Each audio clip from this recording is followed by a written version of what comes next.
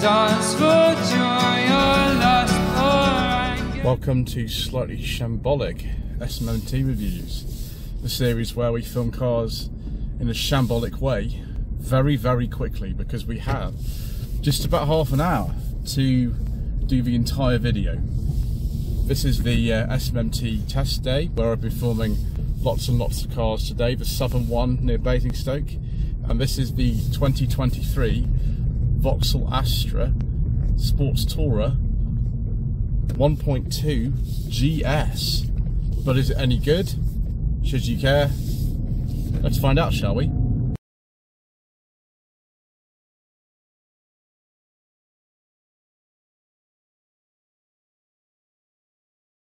So the Astra L, which is this current generation of Astras, and actually the naming scheme for Vauxhall Opel dates right back to the Opel Kadett A of about 1962, was launched in 2022. This Sports Tourer version came out earlier this year. Basic engine available is a 1.2 3-cylinder, which has been used in a lot of Stellantis products for some time, and it generates 108 horsepower. This is the 128 brake horsepower version, in this case coupled to a 6-speed manual gearbox. Above that there are two plug-in hybrid powertrains, one standard and one in the GSE model, which is the performance one. The lesser powered one has 177 horsepower, and the GSE has 221 horsepower.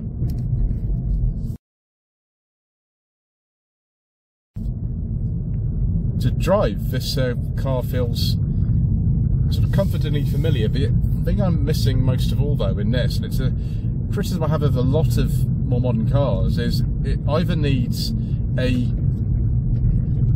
lighter headlining or a sunroof, or both. In this car we have neither, and it just feels very dark in here, which isn't really my preference. There we go. Engine sounds good.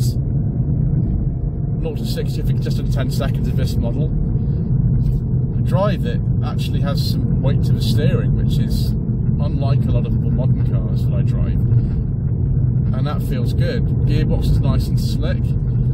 Same platform on here as things like the Peugeot 308, of course. But it feels nice to be kind of low down in a conventional estate car, as opposed to being sort of high up in an absolute ton of SUVs that you drive these days. A lot of people kind of like estate cars. I am one of them. I do really like estate cars, and the boot the size that this one is, you know, why not? It's massive. So yeah, a nice drive. No sort of hidden surprises or anything like that. Obviously, if you're familiar with the Astra L, then you know you'll find it quite similar. That's no surprise. Let's have a look around in a bit more detailed way, shall we?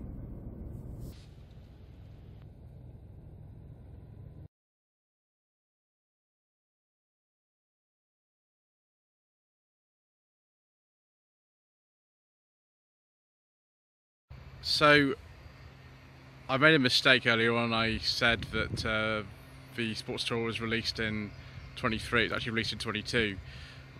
This particular version of the GS was released in 2023 though, and it costs around £31,500. So got some annoying sort of mowing going on in the background, and also the fly seems to like this car for some reason. I don't know why. One thing I've found out with this car, which I don't particularly like, is the fact that if you walk away from it and the key in your pocket, it just automatically locks. You don't really get a choice about it. So yeah, I'm not that keen on that particularly. What I am keen on is the size of the boot. So we've got on this GS trim a reversing camera, parking sensors, all that sort of stuff, and a normal boot. I quite like that actually. The volume is absolutely huge. It's something like 597 litres, which is fast. I can't think of many SUV boots, for example, that actually are this sort of size. So lift up there, we actually do have place to put a spare tyre, I believe, which is really good. You can remove this floor if you want, or put it down. There we go. Look at that, all that space, and there's one there as well. If you wanted to sort of through load, you could just raise it up. Got LED boot light in here, 12-volt socket. Got some levers for folding down the seat. I think I'll just use this one. So we'll put that back a little bit. Hooks and nets and all sorts of things. This is why people in the old days chose estate cars. It's so practical. So you don't get the higher ride height of an SUV, and then Vauxhall have got lots of SUV range. There we go. You close it and it just locks. It's like a sort of Renault or something. They do that.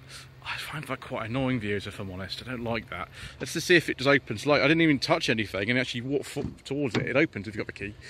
So we'll have to put that back in a second, but to step into the back and have a look at things such as the armrests and other things. Yeah, the seat needs to go forward quite a bit, I think, for me to be here, which is a bit of a shame. Although if I put my knees in here, you can actually sit like that if you want, but that's not ideal. USB-C charging point, I think it is there. Let's put this back up. There we go. Oh, a seatbelt snagged in there. That's not good either, is it? I'll have to see if there's actually a position on that side where you can put the seatbelt buckle so it doesn't snag. Got zips there for covering up the ISOFIX anchor points. Got this sort of interesting trim in here, which is sort of half, I think, Artico leather rather than real leather and fabric. And we've got these sort of red bits. I imagine that's because it's a GS. The GSE is the top of the range plug-in hybrid, so that's a little bit above this. And of course, GSE is a very familiar trim name if anybody was into the sort of Opels in the 1970s and 80s. It was a bit disappointing that these the door cards in here are just unrelenting sort of hard plastic. And we have got some trim on here, but it'd be nicer to have it as a soft touch. But you can't really think, can you, viewers? Door bins are quite big in here. Door handles actually feel really nicely damped, which is good. And little vents here as well. 2 proper mat pockets, which isn't a given these days. And some LED interior lights. It would be better really to have a light kind of in the middle of here, particularly when we've got a sunroof or anything in this car. But never mind. Right, let's go around. I'll put that seat back properly and we'll go into the front. So I've just put the seat back in the right place without the seatbelt snagging. There is nowhere to put the buckle, so you can quite easily snag it, which is a bit disappointing, but there we go. Keyless entry, as we've seen already, and power folding mirrors. I think we've got a little bit of electric adjustment on there, just rocking it back and forth, but otherwise the seat is a manual one. And then very familiar sort of slanted parts bin, electric window and mirror switches, and the same for these wipers and indicator stalks, automatic lights and wipers, of course. So if we put the key down here, start-stop button is just there. And we've got 2 rather large touchscreens. I think they're both 10 inches. This is showing DAB radio. Look at the Astra profiles and a picture of an old Nova. Great. It's exciting, isn't it? So, heated steering wheel, heated seats on both sides, physical climate controls, which for me is absolutely wonderful. So many cars don't have them these days. Is that a cover for this section here? Yes, it is. Let's hide both things away. We've got USB-C, I think both of those are, which is good. And then little trays down here. You can fit all sorts of things in here.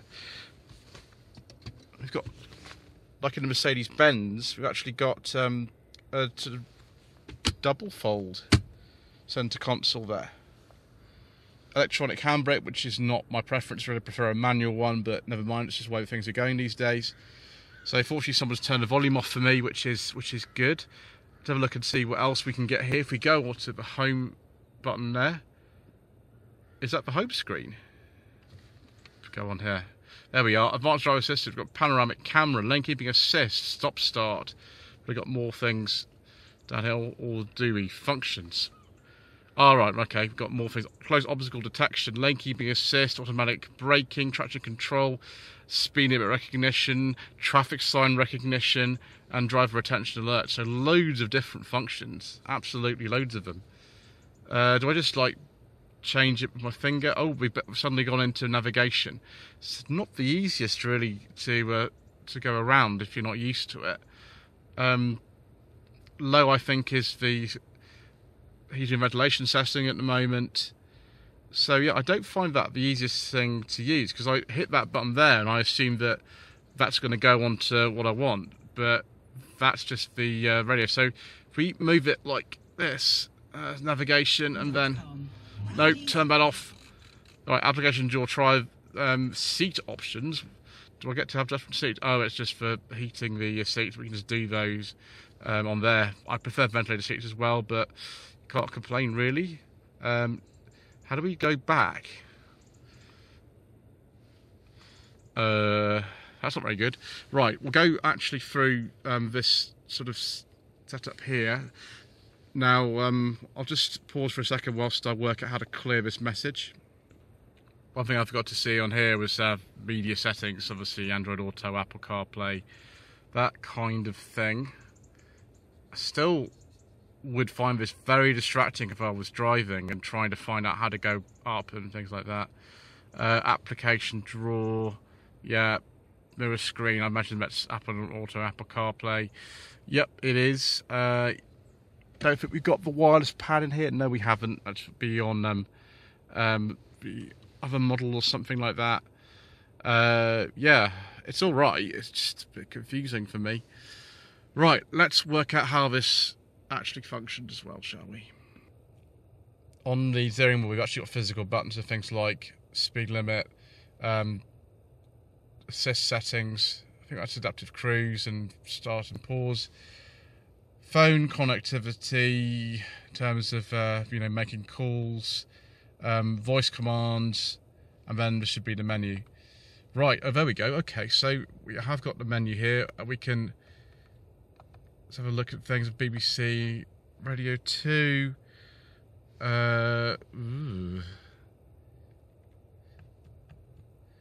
That's really annoying, actually. I just want to have a look at things here. So we can turn it off and turn it on. Right, that's better. Okay.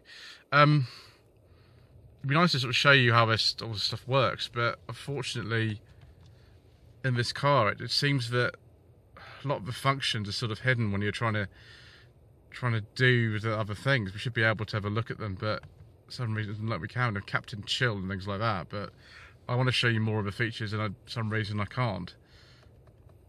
Yeah, I think that's just going to have to be. I don't know how I managed to do it last time when we filmed the other Astra in 2022. Maybe it was different or something. Let's have a look at the glove box whilst we're here. See if me documents go in. Yeah, it's a lot bigger than the last time, isn't it? It still doesn't fit these newer ones in, but there we go.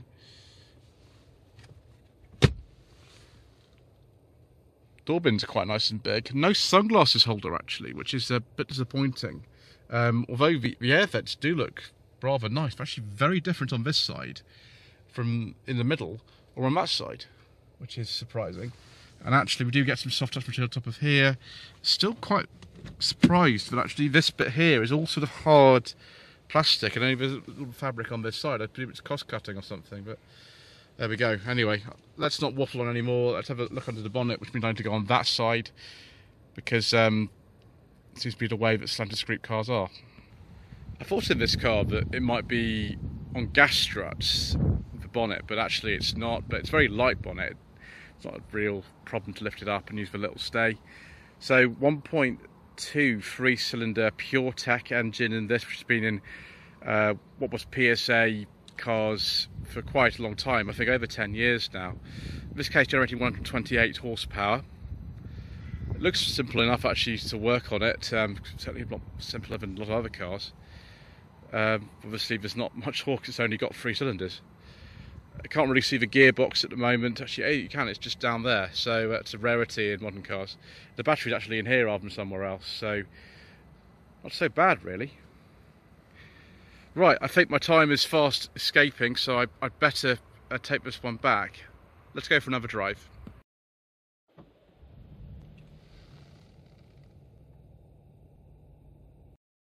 Lloyd Vehicle Consulting stickers, t-shirts and mugs are available by clicking the link to the Google form in the video description below.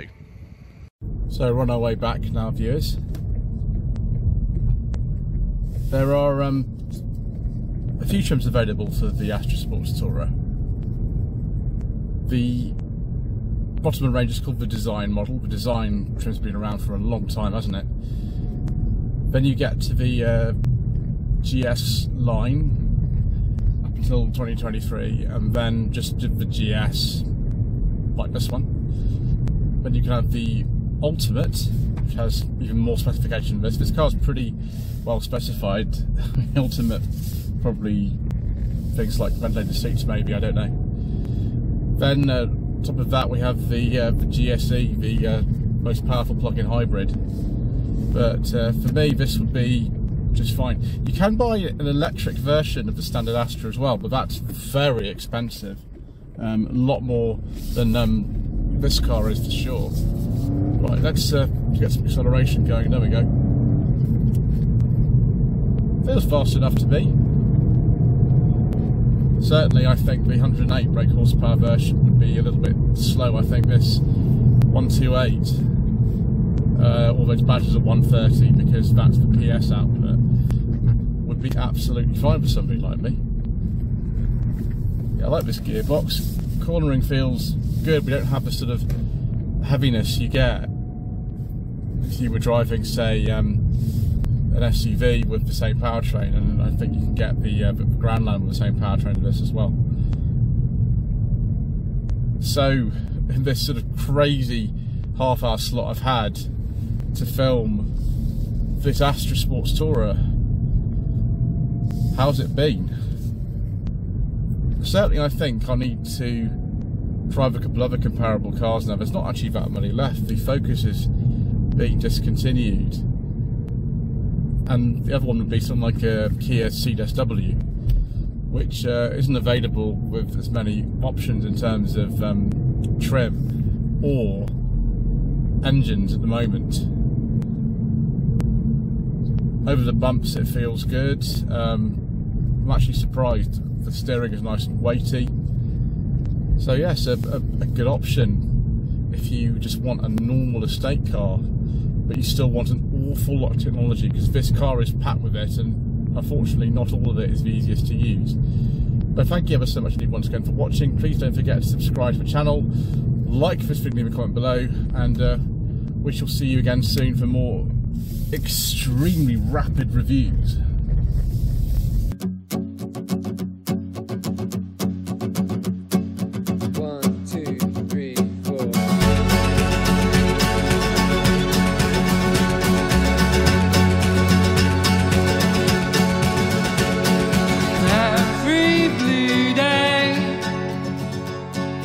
Every day with blue skies.